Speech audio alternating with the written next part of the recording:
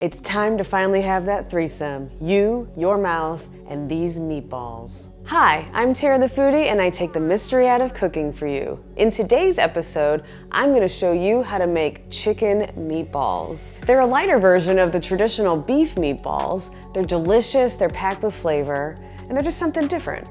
You could serve them alone, in a hoagie bun as a sandwich, or on pasta. They're very versatile, and they're awesome. Let's get cooking. So the first step in making chicken meatballs is getting your chicken ready. And you're not gonna believe this, but we are going to use, once again, the meat grinder. Ugh. Oh, here she is. I guess we get to pick another name. So last time we used Scarlet? No, last time we used Sir Mix-a-Lot. The time before that we used Scarlet. We have had a lot of suggestions, as I mentioned before, on what we should name our red mixer. You will see them all over the place right now. Today is Big Red. Big Red. You know what? It's straightforward, but it makes sense. We have about a little over 2.5 pounds of chicken. You're not ever gonna get the exact amount. In the recipe, I have it as 2.5 pounds of chicken, because when you make these meatballs, you wanna make a decent amount of them, especially if you're making them for a family, and especially if you're big meat eaters like Juicy Joe and I on our keto diet. We eat a lot of meat, so we want a lot of meatballs. We're gonna take our chicken breasts and put them down, and we're just gonna cut them into strips like we do with any other meat that we're about to grind.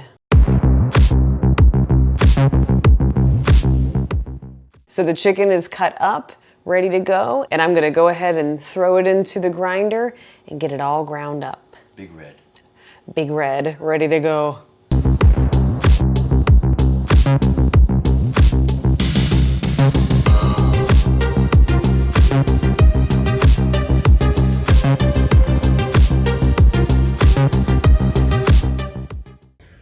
All right, so step 2, we are going to get our peppers and onions ready, chop them all up so that we can saute them and get them all good and tasty and cooled off so that we can add them to the meatball mixture.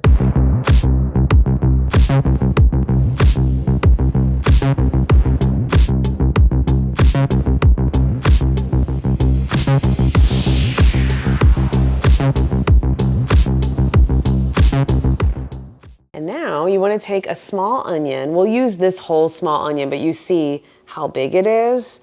So if you have something a bit bigger than this, you'd probably only use half the onion, because imagine I'm going to cut off the ends as well. I'm going to go ahead and finely dice this onion now.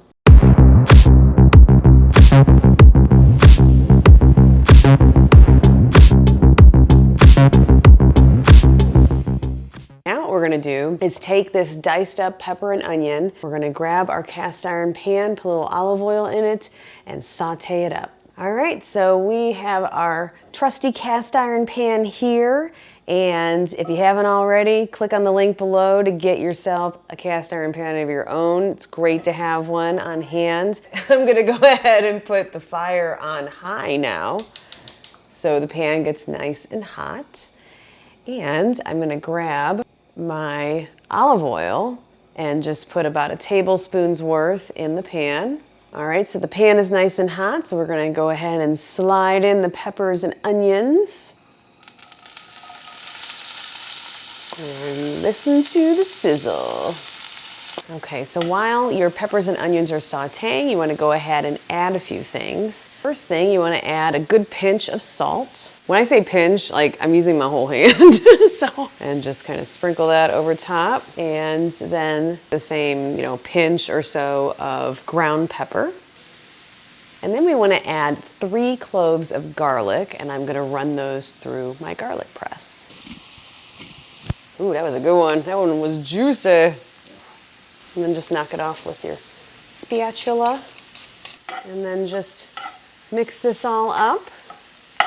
And you will immediately start smelling the amazing aromas of olive oil, garlic, and the now seasoned peppers and onions.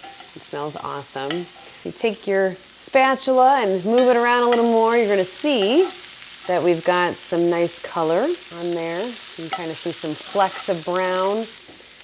So I'm gonna turn my heat off, and you wanna get a plate, a large plate, because we want to put this mixture onto the plate and spread it out so that it really has a chance to cool off as fast as possible. So I'm gonna spread this pepper and onion mixture around on this large plate in a nice thin layer.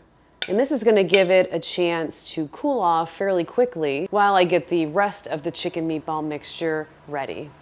Okay, so the next step that we need to do to make our chicken meatballs is we have to get the cheese ready. So in this recipe, we are using a nice sharp cheddar cheese, and we're also using Parmesan cheese. I'm gonna show you the fastest way to shred your cheese if you have a food processor. If you wanna grab one of these babies, it gets used a lot, and it has a lot of really good uses. This is what I like to do to shred a big amount of cheese. I'm gonna take this top off here and show you what this disc looks like. Normally, you would have down in this area, you'd have your blade that would spin around, say if you were using it to make salsa or something like that. But if you take that out, there's this kind of part right here that will fit into these discs. Put it down in here and then just turn it until it falls down and locks into place. And then you put your top back on, make sure it locks.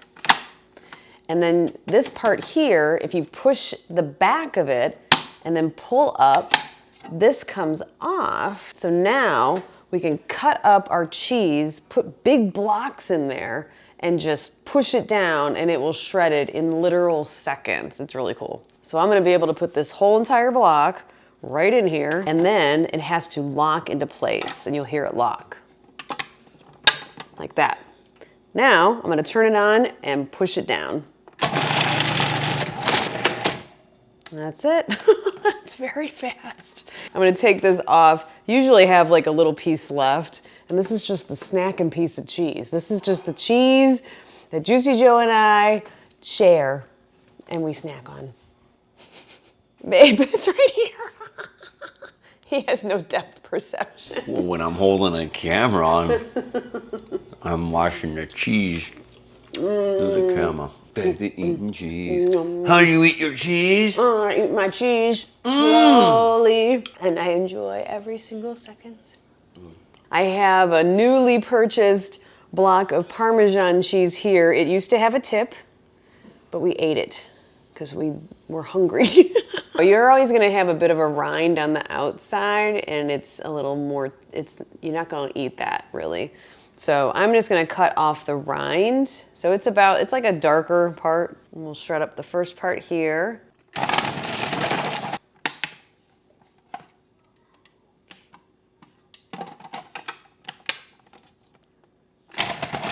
Ooh, here we go. We are now at the assembly stage of the meatballs. This is where it all comes together. We've got our ground chicken here. We have our pepper and onion mixture with garlic, just completely cooled off. Just go ahead and slide this mixture into the bowl. Now I'm going to add about 3/4 cup of the cheddar cheese, and then we're gonna do the same with the Parmesan cheese. We're gonna add 2 eggs.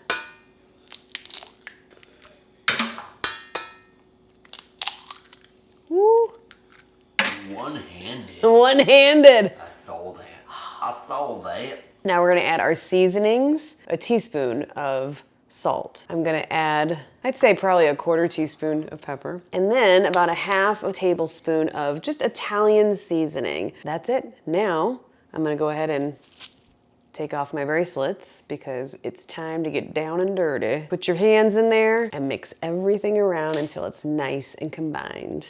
And this is gonna be kind of a wet mixture. It's gonna feel a little looser than a normal meatball mixture. That's okay, that's how it's supposed to be. All right, that is all combined. And now I'm going to clean this mess up, get a sheet pan out, and we are going to go ahead and form this into many, many meatballs. I have a big pot of water on the stove behind me on high to boil the water because we are gonna put some pasta in there for the kids. And I also have a jar of sauce back there that we will heat up as well. We're not gonna make our own sauce today. We're focusing on the meatballs. We are now at the final step where we're gonna form this mixture into meatballs, and we'll put them on this sheet pan, and then we'll be taking them over to the stove and cooking them up. How I'm gonna do it to make it a bit easier to portion it out is I'm taking one of these size scoopers, so you can kind of see what size it is. I'm gonna use it, but I'm gonna use it kind of like overfilled. So I'm gonna scoop like this much, and then just kind of go like that to get it into my hand. So it's a meatball that's basically going to fill the palm of my hand. That's the size that I like for this. You can make them smaller if you want. I wouldn't go any bigger than this because it is chicken, so we want to make sure that it cooks through before the outside gets too brown. So I'm gonna go ahead and just lightly roll this around in my hand. So just go ahead and place that on your cookie sheet. I'm gonna go ahead and make the rest of these meatballs right now.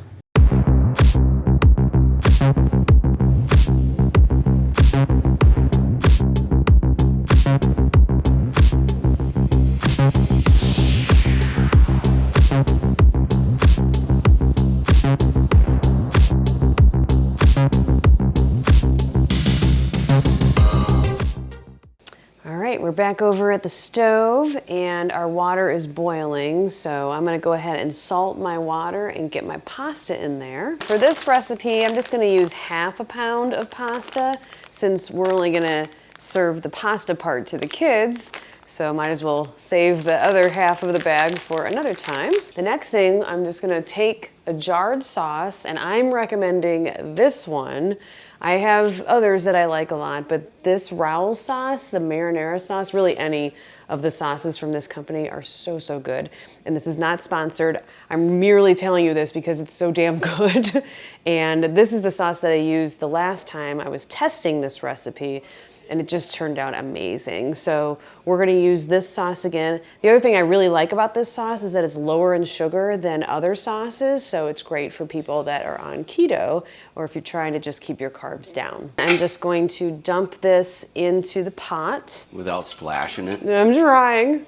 And then of course, I put a little bit of water in the jar because you're not gonna waste this, right? Don't do that. A little bit, and put your lid back on and get all that goodness. Get it all, and then put the rest in your pot. Turn on that flame just to like low, really. You just want to start to warm it up. You're going to eventually add this sauce to the pan that you have all your meatballs in, and it will heat up that way as well. That's a busy stovetop today. It is. And then just put the lid on because even if you have a sauce on low, it likes to spit sometimes. I've already got the fire on this pan here because I wanted to get it nice and hot. It's like medium high. And I'm gonna add some olive oil to the pan. I'd say about 2 tablespoons should do it. I just wanna have enough olive oil in the pan to coat the whole entire bottom because we're gonna add the chicken meatballs to it, and I want each meatball to have a little pool of oil to just kind of settle down into. Obviously, we're gonna have to do these in batches. We have more meatballs that are gonna fit in here.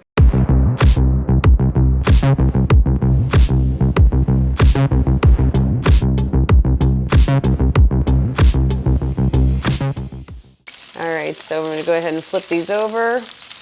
You see you got some browning happening on the bottom. I know you can bake meatballs, but I prefer to fry them up in a pan because all of this flavor that's developing on the bottom of this pan right now is what you want to add to the sauce. So keep it on medium because it seems to be a pretty good temperature. It's not gonna get too brown. The oil's not gonna get too hot and smoky. Let these brown a little bit on this side, and then we'll set them aside on a plate and do the second batch. As I chew. What were you eating there, big girl? We might have been sampling the meatballs. The ones right there? Yes.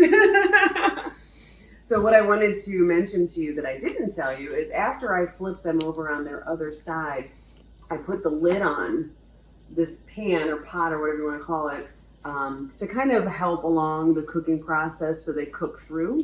These are ready to take out. Just kind of loosen them up on this side. And you can see they're very like durable, right? They're, you know, they stay together really nicely.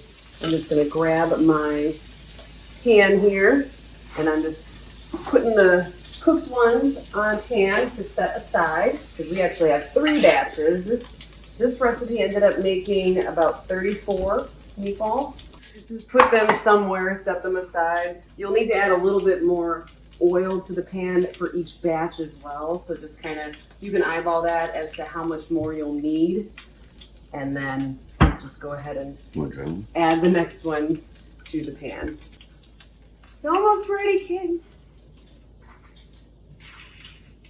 Chicken meatball. Mm-hmm. That's a good shot of the back of the Cleveland Music Awards shirt here. Let me see. Stay there. We didn't even talk about it. Cleveland Music Awards, August 26th. Come down here. Oh, all the artists. Yeah, the art. Oh, the sponsors. Yeah. What is that? What is that right there? Sponsor of the Cleveland Music Awards. There's the foodie. We were at the Cleveland Music Awards just yesterday. It was an amazing event. It was the 2nd annual, and we were there last year as well. We had so much fun. We knew this year we wanted to be one of the sponsors. So much talent here in the Cleveland area to recognize, you know, our local music scene for the talent that they have. It's just a wonderful thing. And Juicy Joe and I, one of our biggest passions is live music. We grew up loving it. We still love it. We'll be doing it until the day we die, is going to see live music of some sort. Just a great evening.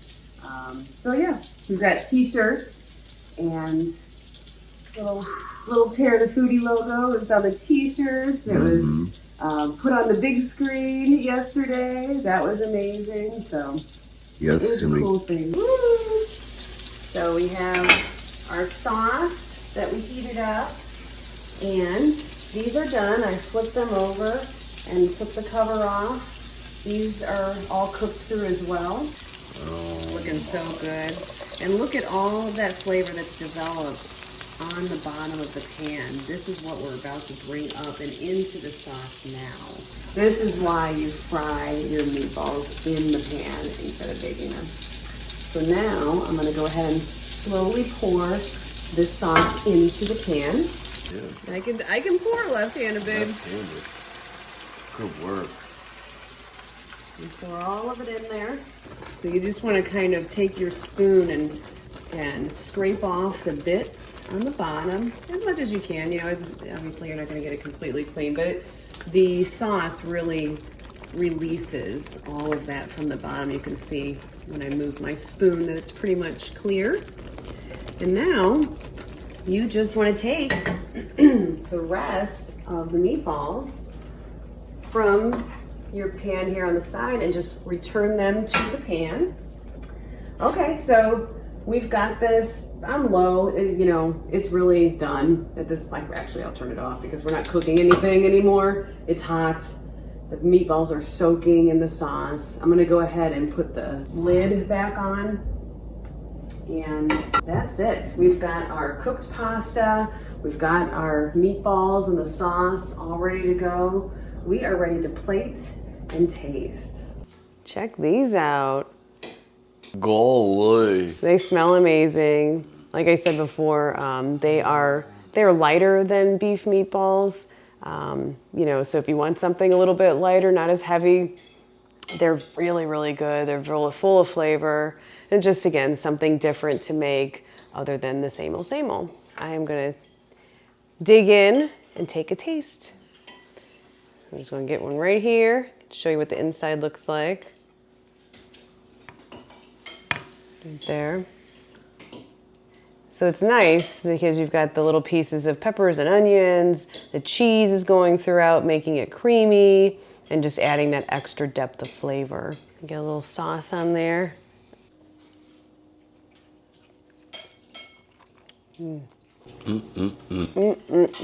So good. It's awesome, delicious. Make it today. I hope you enjoy it. Thanks for hanging out with us, subscribing, hitting the notification bell down below so that you never miss a video. I'm Tara the Foodie, taking the mystery out of cooking for you, and I will see you next time.